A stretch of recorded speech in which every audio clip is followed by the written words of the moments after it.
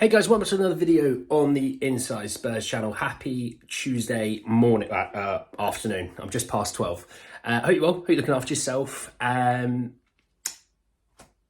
expect to, I keep saying that a lot, I didn't expect to make, but ironically I didn't expect to make this video. And look, things are great at Spurs, you know, top of the league, you know, vibes are all there, you know, yada, yada, yada. We also need to be more realistic and more down to earth sometimes when it comes to transfers.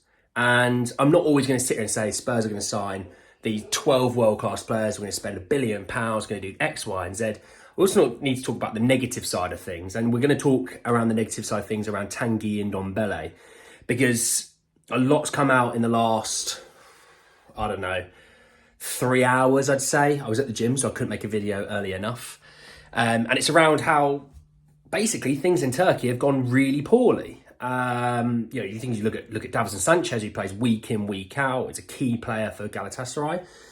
It's the opposite of Tanguy and Ndombele. So we're going to talk about that, as well as, you know, just kind of predicting what's going to happen with Tanguy, because as you can tell, it's not great. But let me start with the headline first. It came from Sport Witness, and it was at 8:51 this morning, so you can tell, a few hours ago. And it literally stated at the top, Tanguy Ndombele lost patience. A Turkish report says a Tottenham player was 6 kilograms overweight in the summer, still not near required level. Body fat percentage is thought to be too high, and a January break from loan is hinted at. Look, right, I'm very much into the gym. I'm very much into my weightlifting and powerlifting and things like that. 6 kilograms, right? When you hold 6 kilograms, it's not a lot. But when you're holding it on top of, you know, 70 or 80 kilograms, it's a lot when it adds up.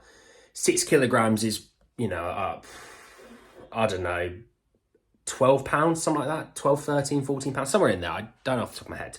That's a lot of weight. And especially as a footballer, if you're trying to run 90 minutes, it's a lot of weight. It's like if you ever see the videos where someone runs with like a parachute attached to their back, or they run against a sled. You know if you're running against a little bit of weight. You know if you're carrying a little bit more weight.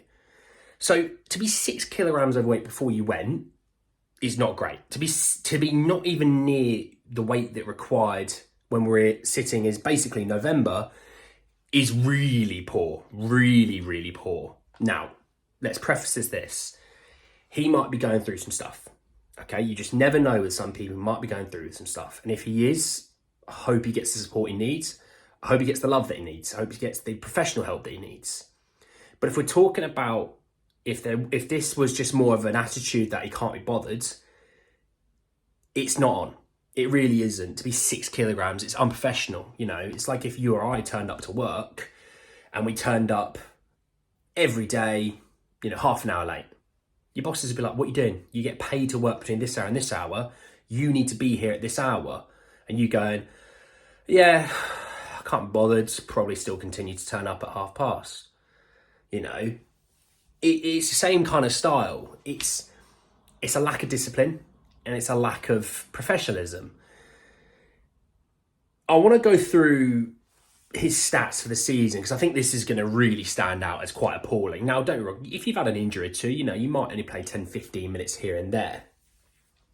He's played in 7 games this season, okay? 4 in the league and 3 in the Champions League. He's played 123 minutes. Okay, in the Champions League, he's averaging 10 minutes a game.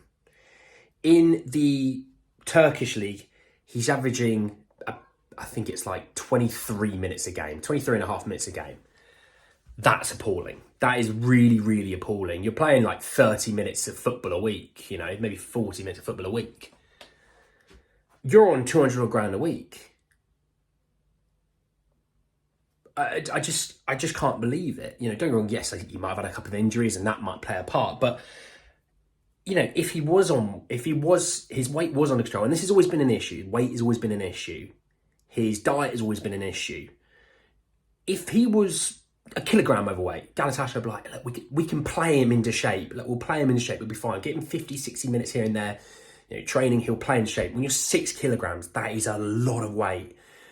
And you hear all the videos online. To lose weight, you need to eat in a calorie deficit, which means basically your body is going to use more than you're going to fuel it. That will get your weight down, okay? So let's say the average male eats 2,500 calories a day. If you eat 2,000 calories a day, you're in a deficit, you'll lose weight. Okay, that's how it works. When I'm cutting and I want to lose weight, I eat a deficit. That's how it works. When I'm bulking, I eat more than my body uses to put on the size that I want. In regards to this situation, you pay £200 a week, you play professional football, you've got a job that we all dream of. He evidently mustn't love football. He must be like the kind of guy, if you remember FIFA Street, the football game, he'd be that kind of guy. Stick him in a cage, like with a ball, 3 or 4 players on each side. Bosh, he's absolutely mega. But he doesn't want to play that 90 minutes. He doesn't have to track back. He always wants to attack. And as a central midfielder, that doesn't work. It does not work. So this is appalling, really. And yes, I do see the loan being broken off in January. And I see us being stuck with an issue. And unfortunately, I see it as an issue now. I don't see it as a situation where we go, look, there's still a player, there's still this, still that. Because of all people, we've always thought, and I see these reports about people going, let's get Sancho, Ange can fix him. If Ange sees you not disciplined, if Ange sees that you don't put 110% in every single day, you're out the door. He moved off Tanguy Ndombele, went, get rid of him, get him gone. Look at our happy camp, look at our happy squad. We don't want any disruptions. Sancho's not coming because he's a disruption. Tanguy Ndombele won't be in the squad because he's a disruption. You know, this whole, look at me in training, I can skin a player. And I go, yeah, but what happens when we get a kick-off and the ball goes the other way? Are you going to be running back the other way to do your job? No, you're not. So it's a real shame how it's gone with Tanguy Ndombele. He's going to be coming back in January, and I really don't know where we go from here. His contract finishes in the summer of 2025, so he's still going to be on the books for another 18 months. This has been, probably the worst transfer in Spurs history, in my opinion. It's been so poor for a guy who has that much ability and that much, credentials and that much hype and prosper around him. And he's not even doing it in the Turkish league.